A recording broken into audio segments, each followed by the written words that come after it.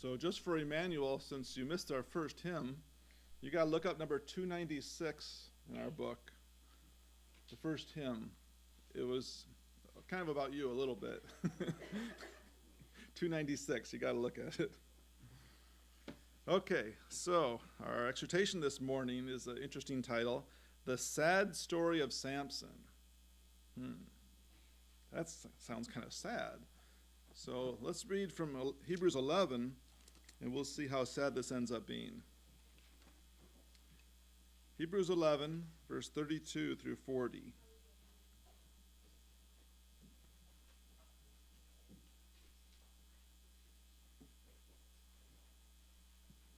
Hebrews 11, verse 32 through 40.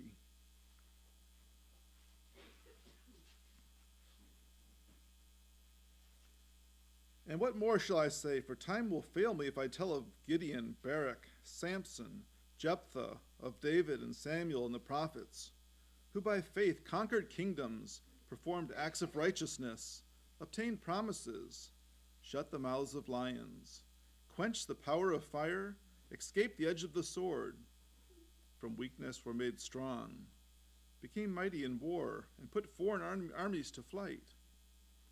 Women received back their dead by resurrection, and others were tortured, not accepting their release, in order that they might obtain a better resurrection. And others experienced mockings and scourgings, yes, also chains and imprisonment. They were stoned. They were sawn in two. They were tempted. They were put to death with the sword. They went about in sheepskins and goatskins, being destitute, afflicted, ill-treated, men of whom the world was not worthy, wandering in deserts and mountains and caves and holes in the ground. And all these, having gained approval through their faith, did not receive what was promised, because God had provided something better for us, so that apart from us, they should not be made perfect. So, with that, our exhortation is the sad story of Samson.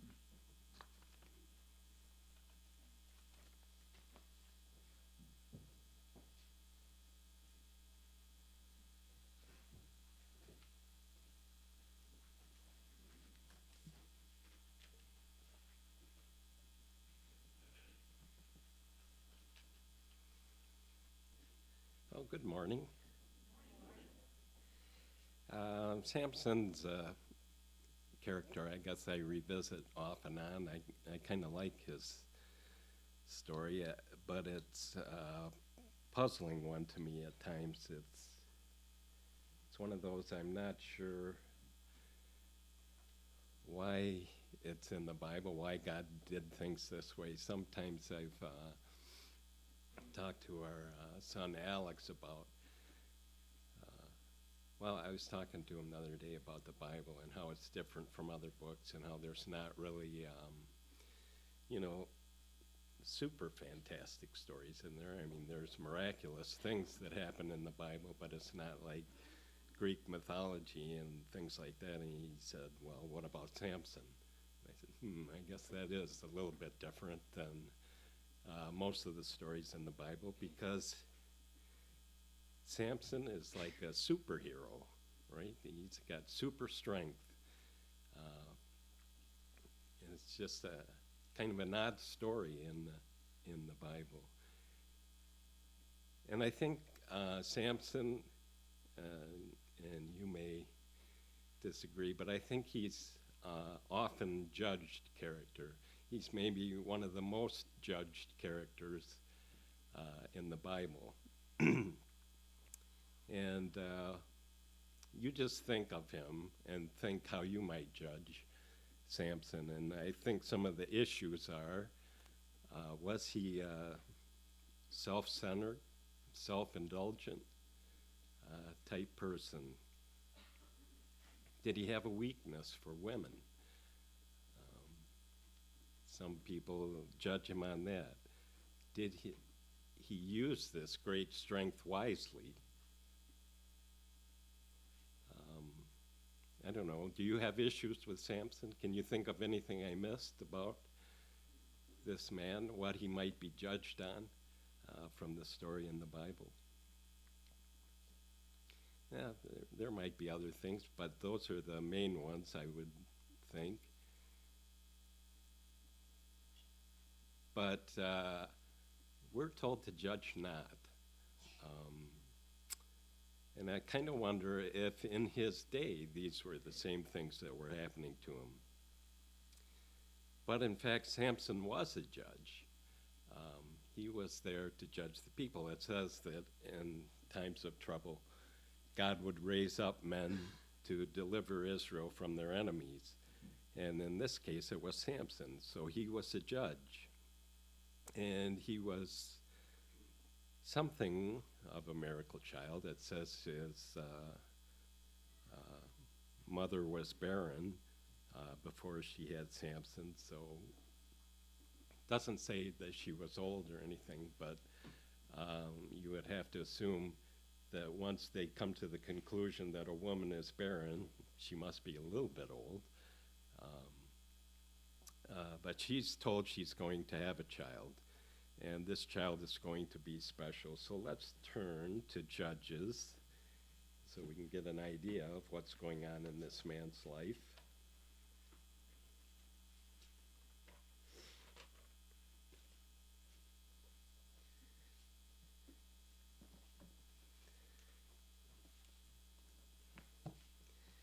Judges 13.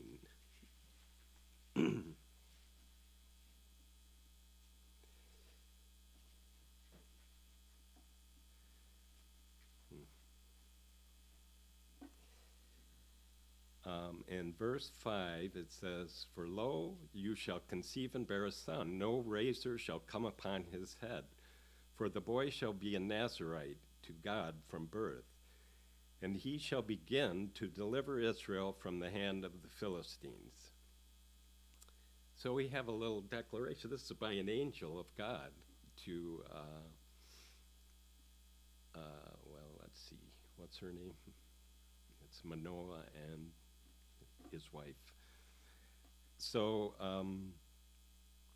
she's told that she is going to have a child, and he's going to be a judge of Israel. And his mission is to begin to deliver Israel from the hand of the Philistines. So my first question to you is, did he accomplish his mission in his life? Yeah, I'd say yes. He began to deliver Israel from the Philistines.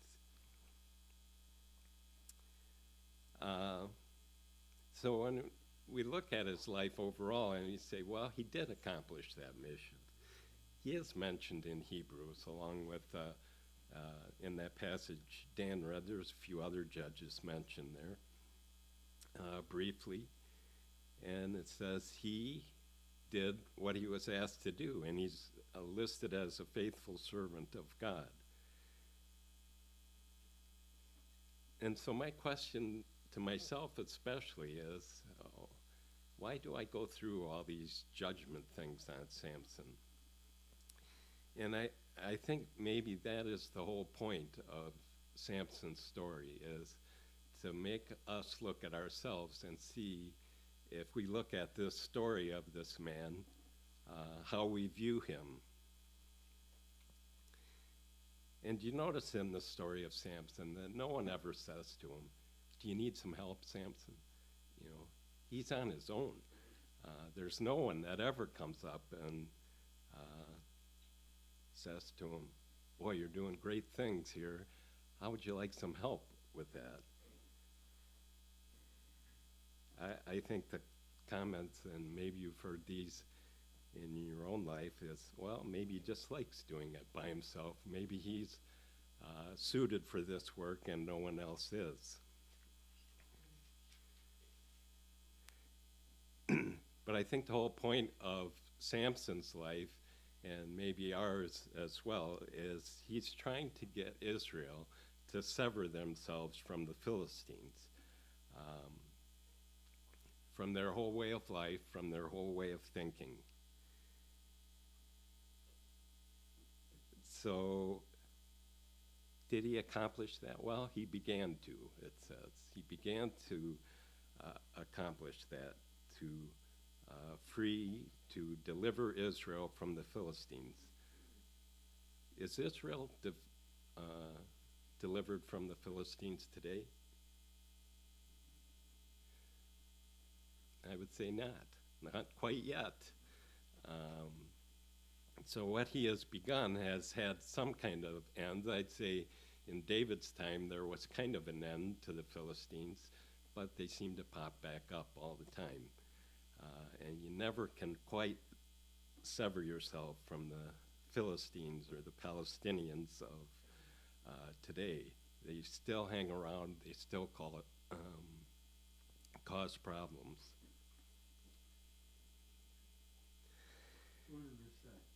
Yeah.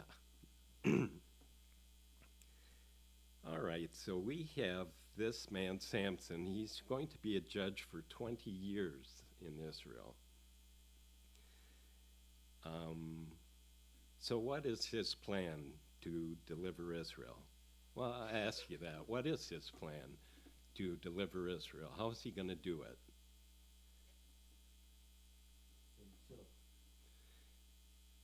Yeah, but he comes up with a plan, and what is that plan?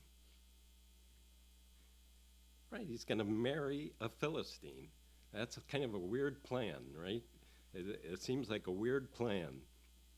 Let's look at some of the other judges and what they heard from God. Let's just turn to Judges 4.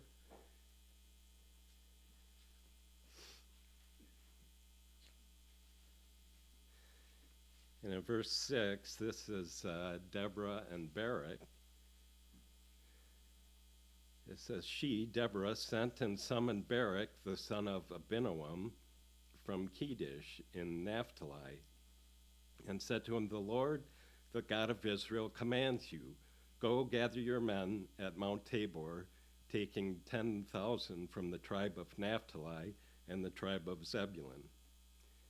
And I will draw out Sisera, the general of Jabin's army, to meet you by the river Kishon, with his chariots and his troops, and I will give him into your hand. Now that seems like a plan. I mean, here you got an army. You have God speaking through Deborah and saying, here's what I want you to do. Get your army together from these two tribes. Meet Sisera, the general of Jabin, and do battle, and you will win. That's a plan. How about Judges 7, 2. Excuse me, a familiar passage with Gideon. It says, the Lord said to Gideon, the people with you are too many for me to give the Midianites into their hand, lest Israel vaunt themselves against me, saying, my own hand has delivered me. Now therefore proclaim in the ears of the people, saying, whoever is fearful and trembling, let him return home. And Gideon tested them. 22,000 returned, and 10,000 remained. And we know it goes on from there, and the army gets smaller and smaller. But that's the kind of plan you can relate to, right? That we got armies going against each other, and they're going to do battle. This is the kind of thing the judges usually do. Let's just look at one more in Judges 11 with Jephthah when he was raised up as a judge, as a savior for Israel. In verse 1 it says, now Jephthah the Gileadite was a mighty warrior, but he was the son of a harlot. Gilead was the father of Jephthah. So, and also verse 29 of Judges 11. Then the Spirit of the Lord came upon Jephthah, and he passed through Gilead and Manasseh, and passed on to Mizpah of Gilead, and from Mizpah of Gilead he passed on to the Ammonites. And then he does battle, and the Ammonites are defeated, and God delivers Israel through the judge. These are the kind of things you can relate to, right? That's a plan. When you get your armies together, whether small or big, and you know God's behind you, and then you do battle and you see God victorious. And this plan of Samson's is very odd, to marry a Philistine, and it causes his parents to be concerned and probably everybody else in the nation. But he says, get her, for she pleases me. What is this plan that he has then? And it says that his parents did not know that this was God's intent back in Judges. So why is this one different? Why do you have this guy with this super strength, yet he's going to have a plan of, well, it's different. It's not an army. He's not going to lead an army to battle against the Philistines. And I think, again, it's to make the people of Israel make a decision about what's going on. I think, for one, it's meant to expose the culture of the Philistines. You know, Samson was going to do everything right, I think. And he says to his parents, I want you to set up this marriage. So it's whatever the Philistines tell you to do, you do that. So he did everything right. But I think, and we'll just go briefly through each section of this, that it's even when you do everything right with the Philistines, it ends up bad because they'll deal treacherously with you no matter. And this woman that he arranges to be married to, that his parents arranged to be married to, she ends up dead because of the Philistines and their brutality. And even before she's killed, she's given to another man. So Samson's whole episodes with them, and he kills a lot of people during this episode with this wife that he arranges to marry. It does not go well. And it's mainly because of how the Philistines act. And I think all of Israel should have seen this then and said, these people cannot be trusted. And they are definitely our enemies. But what happened was 3,000 men of Judah came down to get Samson and turn him over to the Philistines. Well, what happens is Samson says, fine, you can bind me and give me to the Philistines, just don't kill me yourselves. And what he ends up doing, and then, as we know, is taking the jawbone of an ass and killing 1,000 men of the Philistines.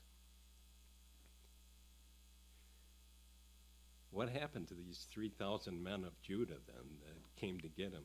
Did they line up behind Samson and say, my goodness, this man's he's a leader. He could lead us to victory.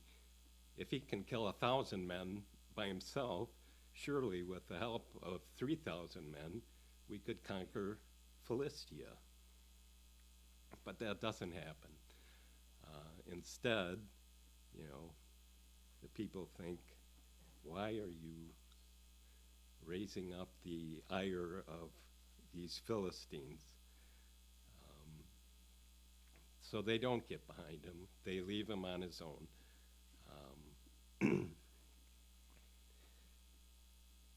So looking back at that whole situation, I think our tendency is to focus on the whole marriage to the Philistine woman, when instead, maybe it should be, why didn't Israel help him out here? Well, what's the matter with this nation that did not get behind this judge of Israel? Why did they leave him on his own? I mean, yes, he killed 1,000 men, but can you go on like that? And even in that episode, it says he got so thirsty afterward, he thought he was going to die. And he had to plead to God for help to get water. He said, or otherwise I'm going to, what was the point of all this if I'm just going to die of thirst? And I think that's a point about Samson, too.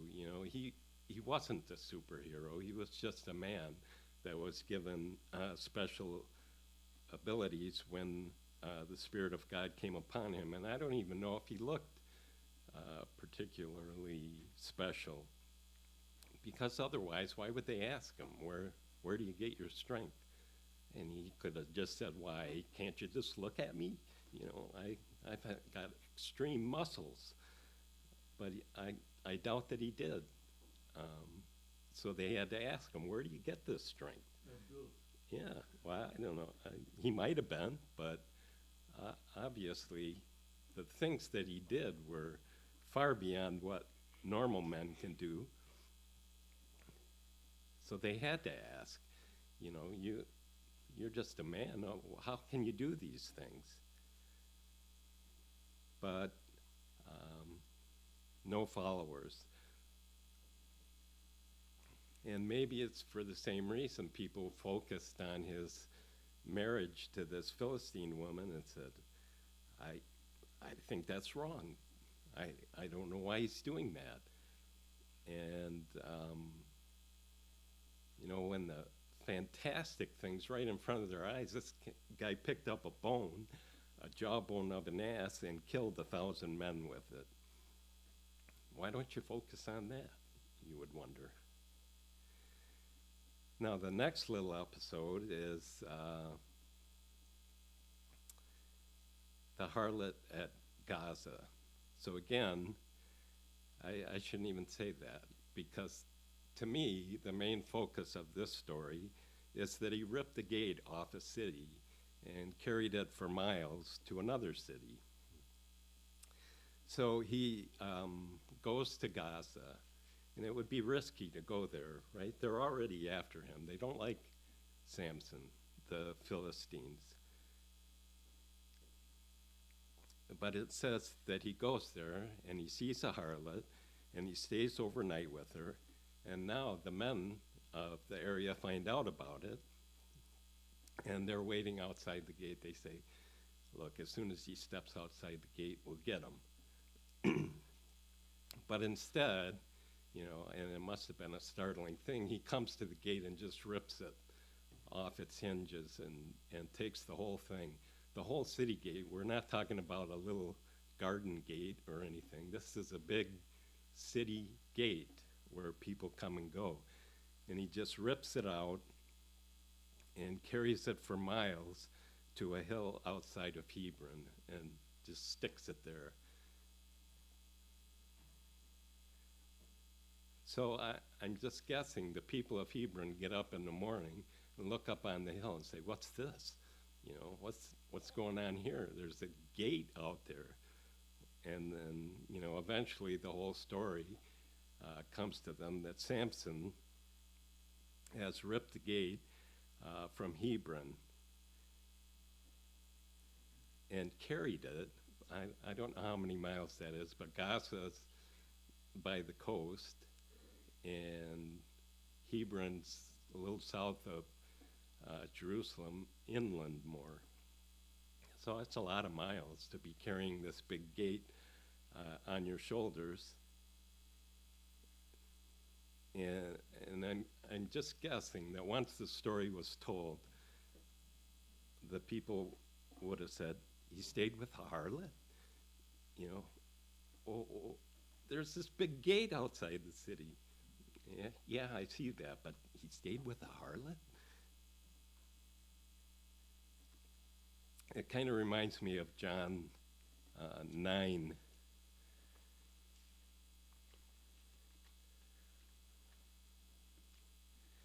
This is the man born blind.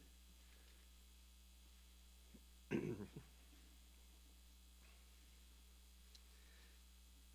it says, for the second time, they called the man who had been blind and said to him, give God the praise. We know that this man is a sinner.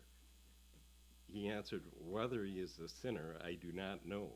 One thing I know, that though I was blind, now I see." I wonder if that's what happened with Samson as well. That they say, one thing we know, this guy's a sinner. You know, look at all the things he's done. Can you think of other people that have stayed with harlots that were not sinners? Yeah, the spies stayed with Rahab, right? But their purpose was not to stay with a harlot. And I have no idea whether that was Samson's purpose or not. But I do know that he went to a city that was very risky for him to go to. And one of the things that he did was rip the gate off that city and bring it to Hebron. And I'm guessing to show them, you know, the gate's open. What are you waiting for? And it also reminds me of Jesus, who, you know, they said, aside from what they said to the man born blind, is that he eats with sinners. You know, he eats with them. He carries on with them. There's sinners hanging around him. There's sinners talking to him. There's certainly prostitutes there. We know there's tax collectors, the despised tax collectors hanging around Jesus. Surely he is a sinner. We've seen these people with him. So it's guilt by association. And again, maybe Samson did have a problem going into this harlot. But I think that again, that's part of the issue with Samson, is to look at his life and say, what are you going to focus on here? The things that he did that are positive, or the things that you were judging him on that appear to be negative? And finally, there's the story with Delilah. We know he was a judge for 20 years, and we don't know when these various episodes happened during his 20-year rule as a judge. But this is definitely at the end, right? This is at the end of his time of judging. So after 20 years, he finds a woman, and it says he loves her. Samson has no family, right? The woman he was supposed to marry, he never had any relationship with her at all. There was never any honeymoon with her. By the time she was dead, he never was truly married to her. She was given to another man before they were actually man and wife in all senses. And whether you think what happened at the prostitutes, the harlot's house, whatever happened there, it was surely just one night. So there are two women that in his life, and it's hard to say that he really had a weakness for women. But this one, Delilah, is the one he loves, it says. So after 20 years of being a judge, he finds someone that he loves. And maybe he's thinking, this is the time now that I will start my family. And again, I'm not sure who, we don't have much background on Delilah, so you kind of have to guess who she is. But it seems like she might have been an Israelite, and that these Philistine men find out that she is the love of Samson's life and figure out a way to bribe her.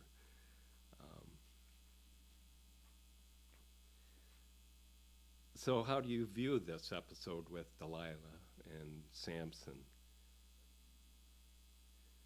You might say, well, here we go again. Samson, once again, blinded by his own desires, He was unable to see this treachery that was going to happen because, he was blinded.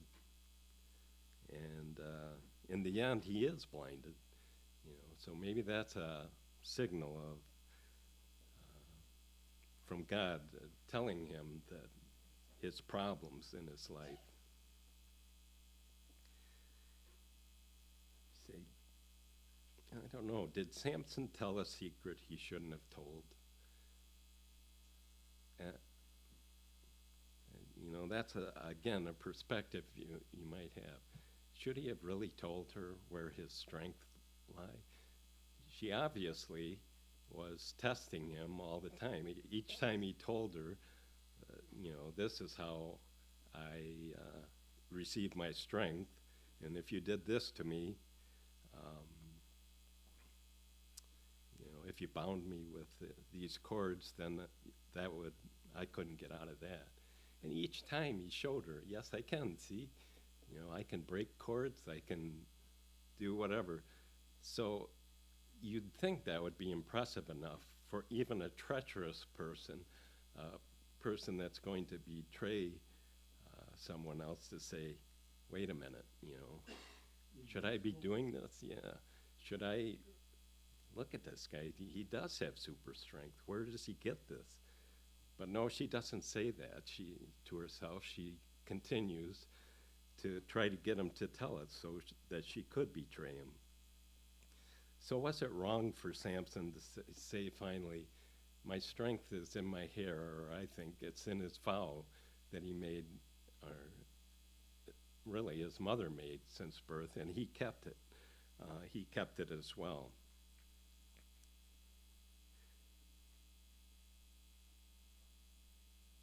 And I think if you look at Judas in Jesus' life, should Jesus not have told Judas all the things that he did? Judas eventually figured out where Jesus was going to be so he could betray him. And Jesus himself said, go do what you have to do.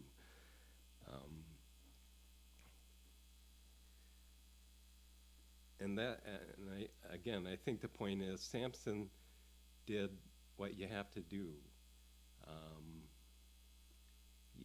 If there's someone you love, you have to tell them where your strength lies. And Samson would not have cut his own hair, right? He wouldn't have. That was a commitment he kept for his whole life. But he couldn't stop someone else from cutting his hair, someone that he loved.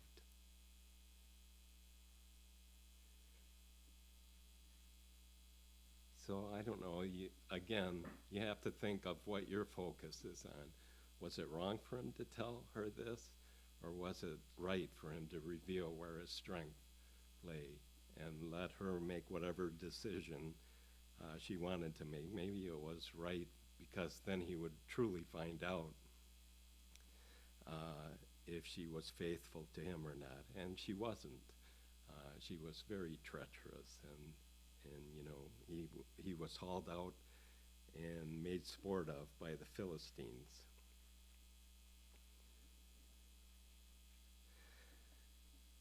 So then in his death, it says he slew more people than he did in his life. And just one more thing that I think about in terms of Samson, and I think he's criticized for, is that at the end of his life, he says, he prays to God and says, could you give me vengeance for my eyes? And I think people say, well, that's a little bit selfish as well, that he would ask for that. But I think part of it is, and again, it just depends on how you look at it. When I think he wanted to make sure that in his death, he did all the right things.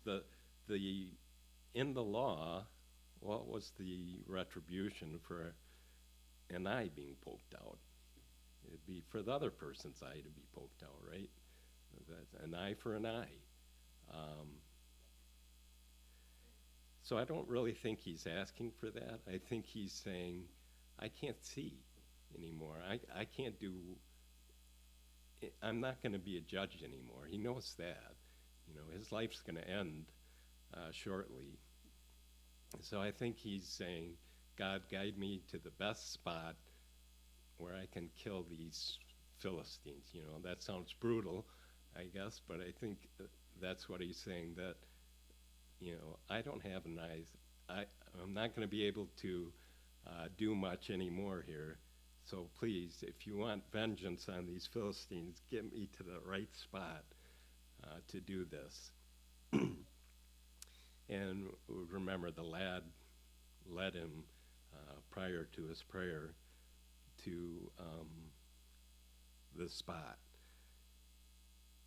And it was two big columns that were holding up the whole temple area, holding up a roof or something, and you know, that was the right spot. He killed thousands of Philistines that day.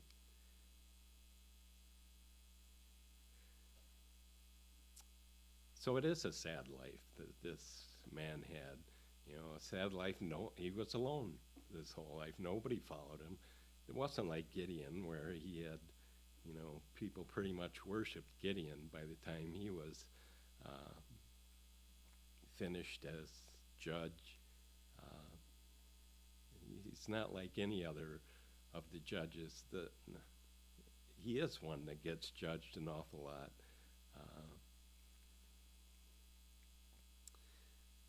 So that's my question for us then. How do we view this man? And maybe it says something about the way we act in our lives. Are we critical and fault-finding? And as I said earlier, the people of Israel are still dealing with the Philistines, trying to get them out of their lives, trying to get the influence of the Palestinians out of their lives, and they just can't do it. You know, because I don't know, maybe they don't believe that they're as bad as they are, or maybe they believe that they can make peace with them. But I wonder sometime if we as believers are doing the same thing. We just can't quite seem to get these Philistines out of our lives.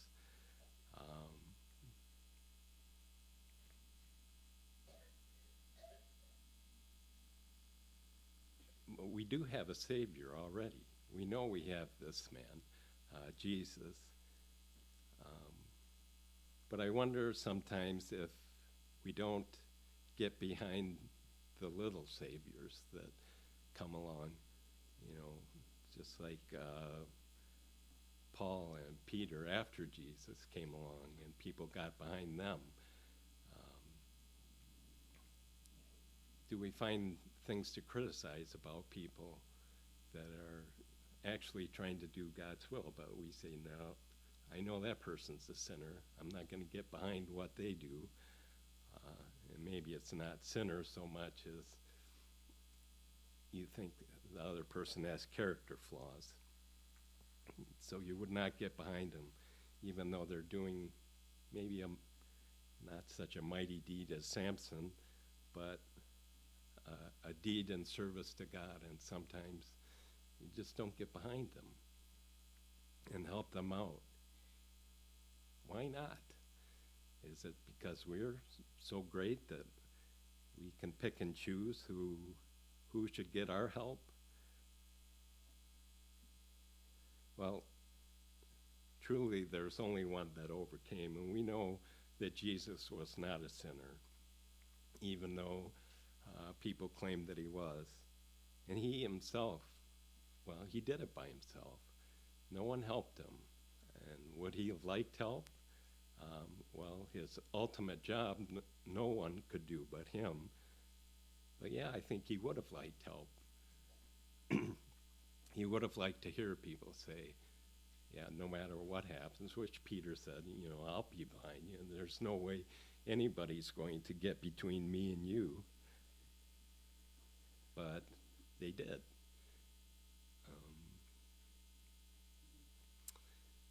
So Jesus was by himself, and he only had the Father to help him.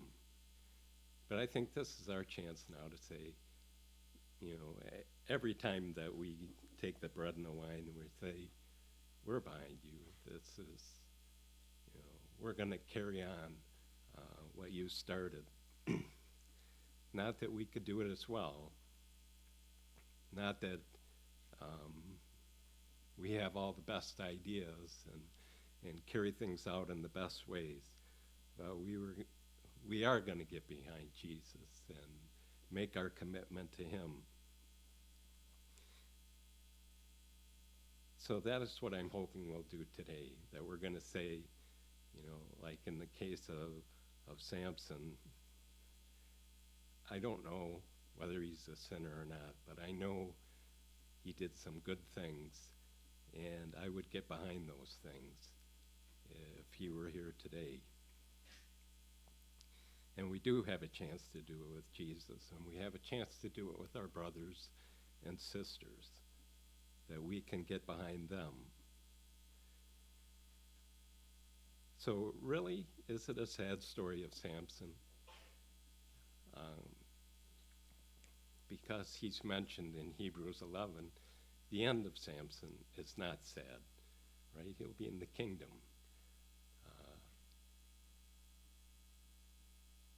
And that's the time, I think, if we pursue this rightly, that we can ask him, did you have problems in your life? And not that it matters at this point.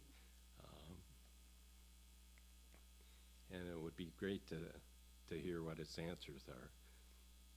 But in the meantime, I would say, let's follow men like Samson, and especially men like our Savior Jesus, so that we can as well have not a sad story, but a happy ending.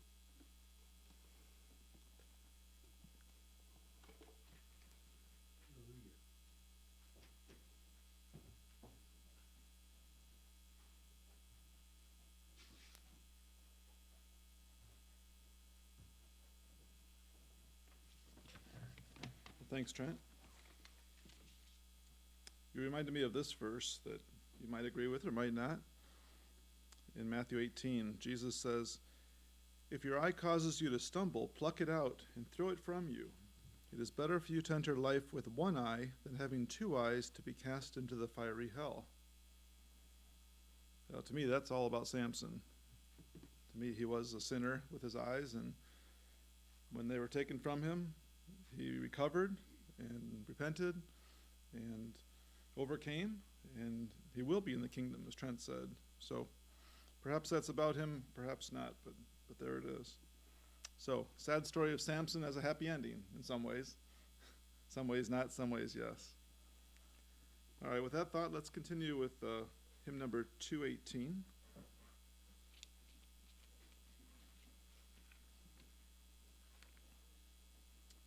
Hymn number 218, "Loving shepherd of thy sheep, keep thy lambs in safety keep. Nothing can thy power withstand, none can pluck them from thy hand." It's number 218.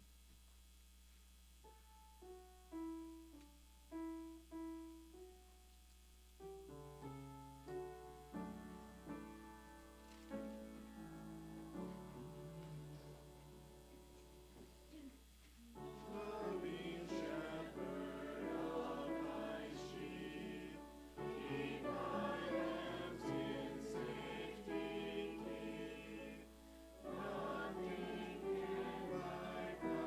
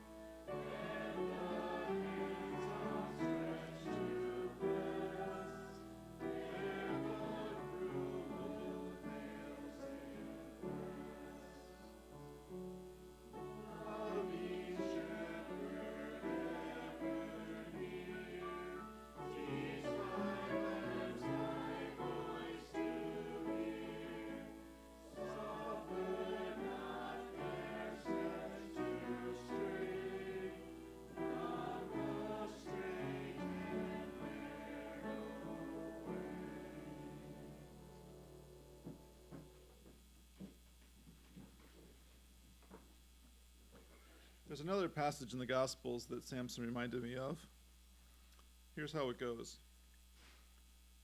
When Jesus had spoken these words, he went forth with his disciples over the ravine of the Kidron, where there was a garden, into which he himself entered with his disciples. This is John 18. Now Judas also, who was betraying him, knew the place where Jesus had often met with his disciples. Judas then, having received the Roman cohort, and officers from the chief priests and the Pharisees, came with lanterns and torches and weapons. Jesus, therefore, knowing all the things that were coming upon him, went forth and said to them, "Whom do you seek?" They answered him, "Jesus the Nazarene." He said to them, "I am he." And Judas also, who was betraying him, was standing with them. When therefore he said to them, "I am he," they drew back and fell to the ground. That's the verse that Samson reminded me of.